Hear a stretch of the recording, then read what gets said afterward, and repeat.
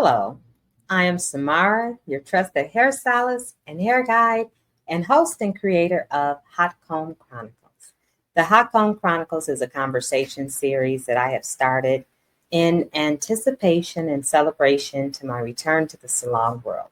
Coming in fall 2025 is rooted in Dallas, a luxury hair and scalp retreat located in South Lake, Texas. Please follow us, like, share, subscribe to our founding clients list at rootedindallas.com, ROOTDINDALLAS. Follow us on Instagram, follow us on Facebook. Stay tuned for all the upcoming specials. Stay tuned for when pre-booking begins. Stay tuned for our upcoming event in July, the Bubbly Exchange, a wonderful inaugural event we are having that's rooted in community, reciprocity, connection, education. But back to the Hot Comb Chronicles. This conversation series details my hair journey starting from the beginning all the way to current day. We're starting from elementary school, then moving to junior high, high school, college, bit of corporate America, cosmetology. Right now, we're still in junior high, kind of high school. This conversation today is one that took me months to nail down. This guest, he's so hard to track down. I had to write to Congress, all that good stuff, but I'll let him tell you all that. One of my very first clients, one of the people who can speak to my early days of hairstyling, he was a witness to it all. From when it all began. We have a long history together, and I would like to welcome to the stage none other than my brother, Casey Lamont. Welcome, welcome, welcome. Welcome to the Hot Comb Chronicles. I am so happy to have you here. This will be a civilized conversation, brother. Thanks. In all seriousness, I like to introduce my guests and start with just a smidgen of a love fest here and let people know a little bit about who you are.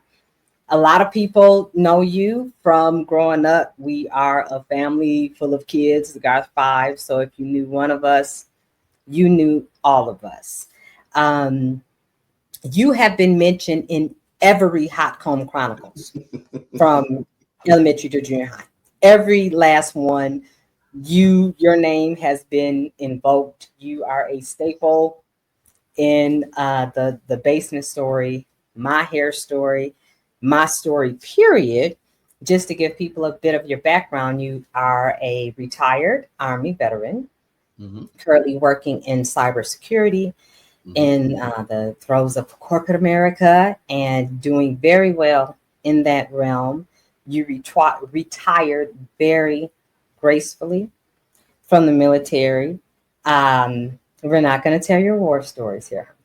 A lot of people may not know or may not remember that we had a whole series when you were in Iraq during your, I believe, first tour of duty. We had, what was the name of it? It was Iraq in Review. Iraq in Review, where you wrote emails to me about your time there, and it was, you made light of it, but it was serious. It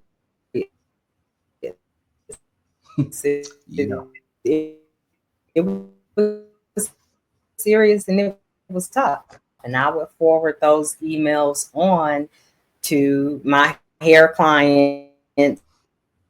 This out, and we'll be right back.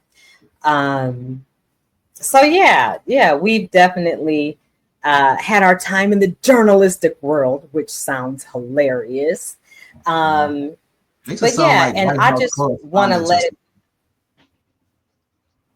Say that again. Makes it sound like we're White House correspondents and we're on the White House lawn and we're doing all sorts of like journalism and everything. Really, I was just sitting over there like, I'm bored. I'm gonna write something. True. But it was serious. You wasn't over there knitting scarves in mittens. Not at all. But in that whole spirit of celebrating my guest, I want to give you your due and give you your respect. A lot of what I talk about in the Hot Comb Chronicles and in the salon setting is a safe space. That's what we create for each other within the salon is a safe space. And as much as people joke about you, folks got mad jokes. You set yourself up real good for it, bro. I ain't go, yeah. I accept. I want to let it be known, and I want to tell you how grateful I am and how much I love you and respect you for the fact that you are my safe space. And I appreciate that. You let me crash out. You let me talk crazy. You let me have my moments. You do not judge. And you are truly the big brother that I need, the big brother that I deserve. And I just want to thank you. Thank you for being my sister. Thank you, thank you, thank you. Let the record show that you hit very, very hard. Okay. And yes, you did crash out. 90% of the time is because I caused it. You had choice words. 90% of the time I was aggravating you for like no reason because I didn't know what else to do but aggravate you while you were down in the basement. And safe space, yes. I think definitely feel like the salon was very much a safe space for yourself, for your clients, especially your little sister who was down there, all the time. Not for me so much. I remember getting yelled at. Why are you down here? Go away. Could you go away? God, I hate stupid people. Ah! Okay. Well, I'm going to go ahead and go away now, but I'm not going to let you have the last word. So I was like, I'm going to knock something over, just throw stuff all off the counter and everything, and then go ahead and run. Little did I know I was catching that open hand slap in the back when I wasn't expecting it, washing dishes. Kind of make you flinch up and everything, one of those. So, yeah. But yeah, definitely, I can definitely say that, just seeing the basement salon from its incipiency till I left to go to the military, I could definitely see it coming like a long, long, long way. Where it just started out, correct me if I'm wrong, but you hooked a couple of friends up. Those friends told more friends, who told more friends, who told more friends. And next thing you know, you had a thriving business where I could barely even cut the grass for $5. So I was like, oh, okay, so that's a thing. But it was really, really good to just, to see your start and your evolution, and to find out now that you're going back to Dallas, with your custom salon and everything else.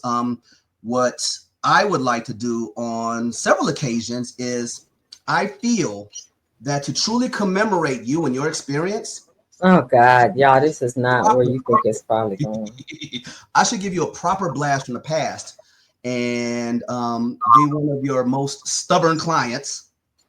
Perhaps I'll come in there with a couple different wigs and fake mustaches or whatever, so that you don't know it's me, just to really give you a hard time and, just really bring you back into that high school, junior high mode. I think that's exactly what I do. This is what I refer to. So yes, you do whatever makes you happy, whatever makes you happy. But for the record, when I speak of a safe space and crashing out, I mean I'm a safe space and crashing out like now in 2025, 2024, 23 as an adult. So well, I have PTSD, so my bad. And speaking in sharing your salon experience starting out in the basement, you actually had prime appointment setting, I guess, VIP. You had like a midnight special appointment because your hair took so long to dry. You ended up under the dryer in our bedroom often well after midnight. I don't know if you recall the frequency of which I would relax your hair. And we could speak on that, but I would relax your hair almost weekly so it could lay down. We wanted to do the whole finger wave thing. Yeah. So can you speak to the finger wave phase and the style phase, the 5 heartbeats phase of your high school career and my high school hairstylist career? Definitely. So to set the record straight, I don't necessarily think I had a special midnight appointment as it was, boy, come on. Okay. And yes, sitting under the hair dryer, about one, little after like 1 in the morning, half falling asleep. You put the setting on like high, so I couldn't get comfortable. The back of my neck had like 3rd-degree burns for about 4.5 years. Um, and I do remember, I very much remember the frequency of just having to have my hair relaxed. Yes, granted, you did it on a frequency of about once a week. And I think that's being very conservative.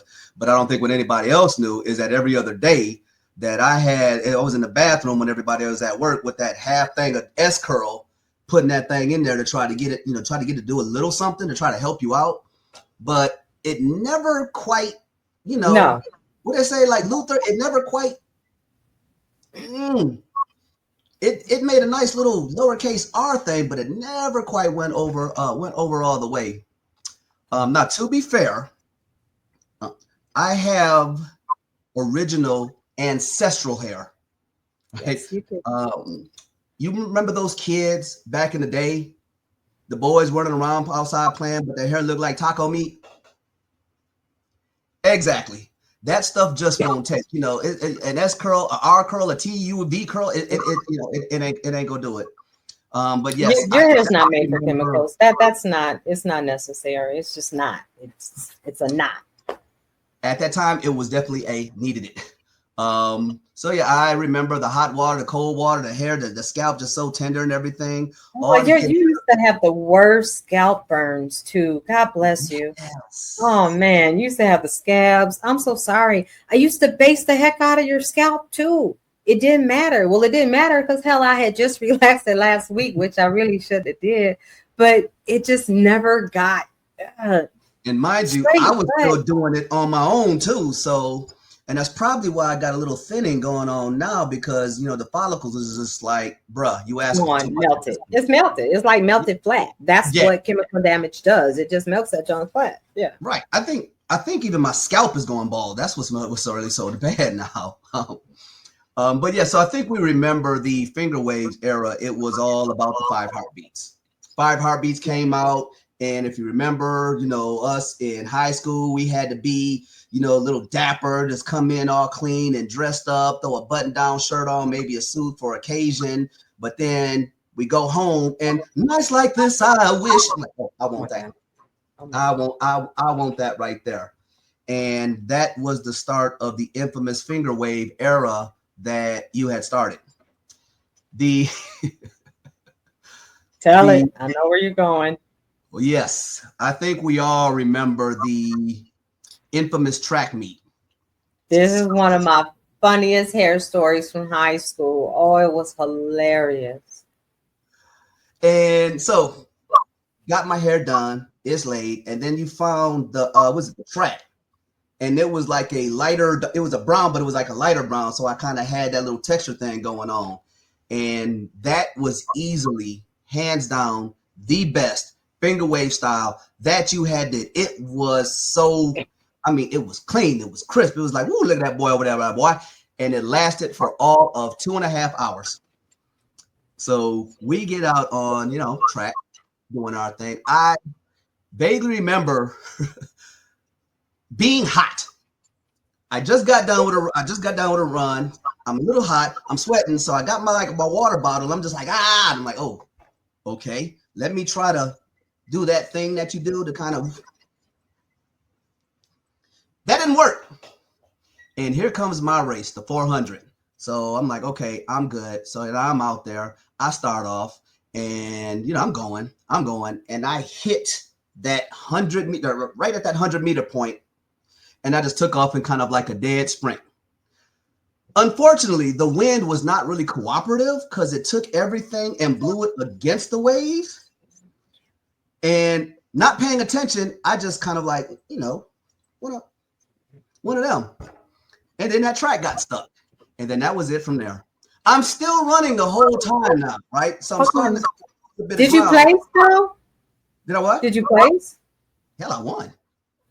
All right. That's kind of what I thought, too. I just didn't want to, like, oh, yeah. If I'm out there looking like Big Red off the 5 heartbeats, I at least got to win. Or at least come home with the silver. Have y'all looking at me crazy like, well, damn, son, you couldn't even place? So from my perspective, I'm in the stands. Of course, I'm at the track meet. Bro about the race. I'm like, oh, let's go, let's go. He running, go. Track star. He's a runner. And I'm looking like, what the hell? I'm like, what is that on his dangling? I'm like, oh God, that's his track. Oh no. So I'm like trying to hightail it to the finish line to take care of your track because that bad boy is just dangle. So background, when the fades for guys were in style, a stylist would put a track in the front, glue it in to pump it up to make it higher. That's how you got the height if your hair wasn't naturally that high. So of course, I didn't glue in my bro's track in the front the night before. Clearly did not adhere it. That is probably when I learned how to properly adhere a track. I now have a fail-proof method. Even though I do not glue in tracks, I know how to put them in and not make them slide because I learned my lesson that day to properly secure it. So I don't think I ever apologized. So my apologies for not securing your track so you wasn't looking like Shirley Temple. That was still a stellar event. Hair just kind of curled, kind of straight, kind of napped, kind of peasy. It had no idea what was going on. It was literally Big Red from the 5 Heartbeats after he hung Bird out the window with a track hanging, in my face like I'm Gloria Estefan or something. I'm like, what is this? It was a bang. The track just became one big long bang on one side. And here it is me at the finish line, just a huffing and a puffing and a sweating, weighing all of about $110 with just all this hair all over the place with a track. And here come my sister. Like, ooh. Yeah. My bad. But so yeah. I do accept your apology. However, I think proper recompense would be when I do come see you. Like I said, I'm losing a little bit up here. I might have about 5-10 years tops and it's going to all have to go. But they make lace front fades. No, absolutely not. No, I will not be the author of that foolishness. No, sir. No. I will spray paste something on before we do any of that. No, we go to Hobby Lobby. They got it locked up, so it must be good. Okay, we just get. To be fair, if I get a coupon, it's 50% off. I'll do that, and I'm not even gonna crisp up your line. I'll just hit that right there to just blend it. It's gonna be like, boy, that's what you're gonna get from me. They're taking it too far. So how do you feel about the artistry in men's hair these days with the what's up with the white line? What's that about? The white line comes from the barber because they mark you before they shave you to kind of just to make sure. Okay, that's cool. I can get that for precision purposes, but afterwards, can we rub that off? Oh, I make sure that my barber she takes it all off. Don't put the spray in my hair anymore because I can't keep lying to myself. Like that's not hair, and it's starting to look like painted scalp. So like gotta let that go. But because like the styles nowadays, for us back in the 90s, it was all about kind of being crisp, being clean, being put together. Now I don't know if they put the same that same effort in it. It's very either you do it and your stuff is always laid, you always got to cut, you got to trim, you got the Beijing everywhere, which fellas, stop. That is nasty work right there. All right, just please stop. I just want to see people pillowcases, like for real, like Jermaine Jackson. Show me your pillowcase. I'm pretty sure Jermaine Jackson. Sorry, what are you doing? Like every day? How do you re-up that every day? Are you tying it down? What are you doing in the shower? How are you washing your face? Like I've got a lot of questions for Jermaine. I have answers because I had to do a lot of that before. See, so what you do, right? So what you do, you do all your stuff like normal. You get in, you wash your hair, right? Got to put a little bit of Indian hemp in it, because you got to take care of the scalp, take care of the scalp. But what you do is you got to get either like a cardboard thing, or they even sell them on Amazon, the little line thing to make sure your line is always good. You put the cardboard up there, spray. And then right where the line is, you wipe it off. For the spray, right? You get you a brush, you spray the brush, right? Let it dry out a little bit, and then you just brush it in so it looks more natural. Or you can do like me and just go like way overboard with it and kind of like, try to like make waves in it, but then it just looks real crazy when, you have a bad day, you get hot, and then your scalp starts sweating and then your hair starts standing up because that peasy stuff I got is still there. But what does your pillowcase look like at the end of the day? That's where I'm going here. Like, yeah. I get how you get there. And that's a lot, by the way. That's a lot of maintenance on a regular basis. But yes. To answer that question, to be fair, is that my pillowcase looked like I had brought 2 toner cartridges and slept in the bed with them, and they both exploded. Exactly. That's my point. There was somebody in the house that was not pleased at all and told me specifically, if I keep messing up pillowcases, then I can sleep outside on bark. Yes, exactly. Your face breaking out because you're sleeping and all that. Yeah, it's too much. You're doing I showed her I most. got black pillowcases. Of course you do. Of course I did. Modern problems require modern solutions. That's one way to look at it. Yeah, so it does happen quite a bit, but like I said, a lot of people go like way overboard with it. And looking back at how everybody does the beard. So if you do your hair that way, and a lot of people when they get the hair done, it's usually for the line because it makes the line look crisper than what it really is. So that's cool. But then some people go overboard and then they paint their whole head where their head looks like they're wearing like a little a thin helmet. And then the beard just literally looks like somebody just painted on, like they was painting the fence and decided it was going to hit the beard a little bit. I have to imagine that actually tears up your pillowcase and everything. But at the end of the day, I wonder, like, what are we going for there? I mean, don't we want like a little natural thing or exactly? Try to fake me out here. Yeah. So yeah. But saw a guy in the gym, he had it on and he was sweating grease. I was like, all that stuff was just pouring down his face. It was awesome. And I could not get a picture of him trying to walk by. Couldn't get it. But yes. But then at the same time too, so I was like, a lot of you either put work in it or you don't. But that's not to say that a lot of guys out there aren't, they got they are taking care of their hair. So a lot of people with braids, a lot of people with dreads. I do see, especially here in Atlanta, a lot of people put a lot of work into their hair, guys and women. But maybe, talking about the guys, they put a lot of work into their hair to make sure when they step out, it looks good. In my experience, some of the guys that I do know are worse than probably any woman that I've gotten kind of like know, because they got to grease it, they got to brush it, they got to like wrap it up, then they got to take it off, they got to kind of like brush it again. Then if you got braids, they got this braid grease that you got to use, and they got to like wrap it up again. And we're like, bruh, we're trying to go. Uber's coming. You've been doing this for about 4.5 days now. I thought you'd have it down. Put a hat on. So, but it does require effort. It does. But typically what you find here is, you find a lot of the, a lot of the young ones out here, they got like 3 braids on one side, a half a ponytail on the other side. And they got like a hat, they got their little starter cap on or whatever, walking around in a tank top and shorts that's pretty much sagged all the way down to their knees. No. Yeah. I mean, dude is a good plug, but. Oh, I probably shouldn't have said that. Plug as in, he plugs you into new opportunities. Absolutely.